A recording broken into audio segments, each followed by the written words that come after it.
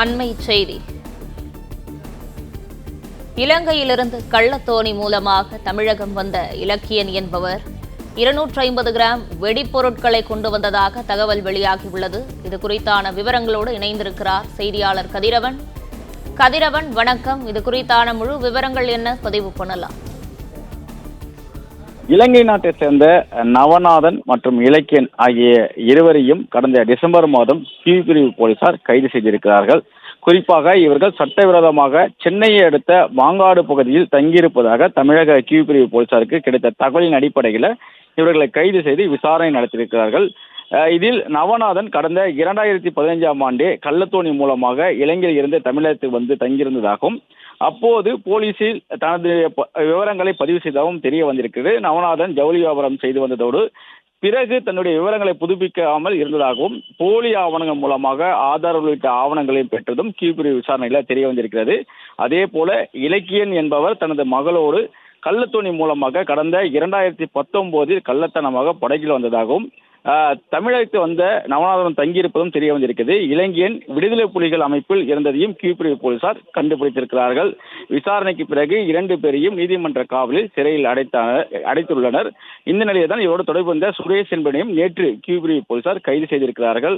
குறிப்பாக கடந்த டிசம்பர் 20ஆம் தேதி சாந்தமையில் உள்ள கியூ பிரிவு அலுவலகத்தில் வைத்து மதிமுக பொதுச் செயலாளர் வைகோவிடம் உதவியாளராக இருந்த பிரசாந்த் என்பவரை அழைத்து சென்று விசாரணை நடத்தியிருக்கிறார்கள். இந்த மூவருக்கும் பிரசாந்த் அடைக்கலம் கொடுத்தாரா என்ற கோணத்தில் விசாரணையை துரிதப்படுத்தியிருக்கிறார்கள். அதன் பின்பாக அவர் நடத்திய பல்வேறு விசாரணையின் அடிப்படையில் தான் தற்போது சுரேஷ் பற்றிய விவரங்களை சேகரித்து சுரேஷை கைது செய்ததும் தெரிய வந்திருக்கிறது. பிரசாந்திடம் விசாரணை நடத்த போது இலக்கியன் கொண்டு வந்த 250 கிராம் வெடிமருந்து குறித்தும் விசாரணைகளை முன்னெடுத்திருக்கிறார்கள். குறிப்பா நவநாதன் இலக்கியன் தமிழகத்து வரும்போது 250 கிராம் வெடிமருந்தை தமிழகத்துக்கு கொண்டு வந்ததாகவும் அது குறித்து பிரசாந்திடம் விசாரணைகளை முன்னெடுத்த போது தனக்கும் அதற்கும் எந்த விதமான சம்பந்தமும் இல்லை என்று பிரசாந்த் போலீசாரிடம் தெரிவித்திருக்கிறார். குறிப்பாக இலக்கியன் தான் இந்த வெடிமருந்தை எடுத்து வந்ததாகவும் அது பற்றி நவநாதனுக்கு தெரியும் போது நவநாதனை நேரில் வைத்து பிரசாந்திடம் விசாரணைகளை முன்னெடுத்திருக்கிறார்கள். நவநாதனும் இது பற்றி பிரசாந்துக்கு தெரியாது என்று போலீசாரிடம் தெரிவித்ததாக கூறப்படுகிறது.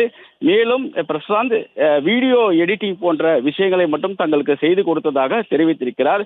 குறிப்பாக பிரசாந்த் ஈழத்தமிழர்கள் பலருக்கு இது போன்று அவர்களது பேட்டி முதலியவற்றை எடிட் செய்யக்கூடிய பணிகளை கே நகரில் உள்ள ஒரு அலுவலகத்தில் வைத்து செய்து கொடுத்து வந்ததும் அதே போன்றுதான் இவர்களுக்கு செய்து கொடுத்ததாகவும் இவர்கள் விடுதலை புலிகள் இயக்கத்தை சேர்ந்தவர் என்பது கியூ பிரிவு போலீசார் விசாரணை நடத்திய பிறகுதான் தனக்கு தெரிய வந்ததாக அவர்களிடம் தெரிவித்திருக்கிறார்.